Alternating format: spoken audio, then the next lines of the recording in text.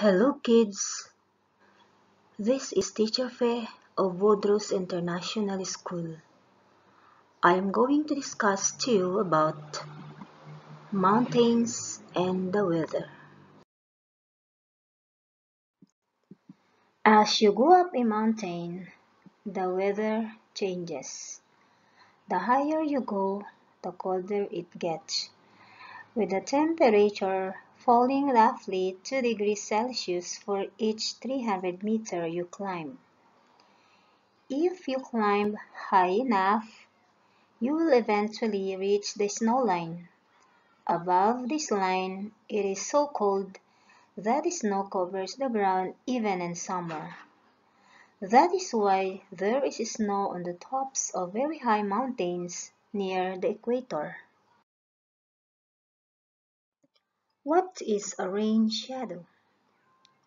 The upper parts of mountains are covered in clouds. Clouds are made up of tiny droplets of water. Mountains force the clouds to rise, and they may rise so high that the tiny droplets of water in them join together. The bigger drops of water may then fall as rain or snow. The rain or snow falls on only one side of the mountain, the windward side. The other side of the mountain, the leeward side, which receives much less rain or snow, is said to be in a rain shadow.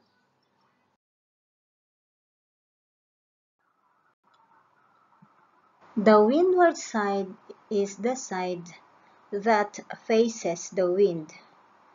Leeward side is the side that faces away from the wind. How does the weather affect land use? The sun affects the sides of a mountain differently.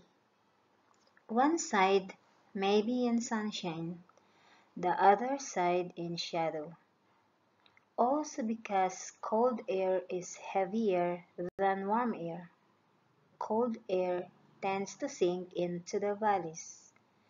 That is why vineyards and orchards are planted partway up the lower slopes of a mountain and not in the bottom of a valley.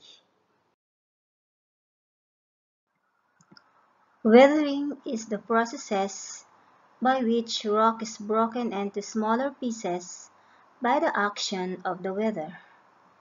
Weathering causes the rocks to break down. Even as mountains are being formed, they are being worn away by the weather. This happens in several ways. All rocks have tiny cracks in them, and when rain falls or dew forms, water gets in these cracks. If it freezes, the water turns to ice, and as it does so, it expands. The ice presses hard against the sides of each crack, gradually weakening the rock until pieces break off and slide down the mountain. Rainwater also dissolves some rocks, such as limestone, because it is a very weak acid. In hot, dry places, such as deserts, very hot days and cold nights weaken the rocks by making them expand and shrink. Slowly the rocks break up into smaller pieces, which slide down the sides of the mountain. These processes are all examples of weathering.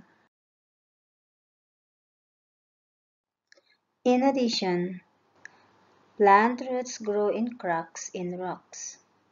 As the roots grow fatter, they force open the cracks so that pieces of rock may break off.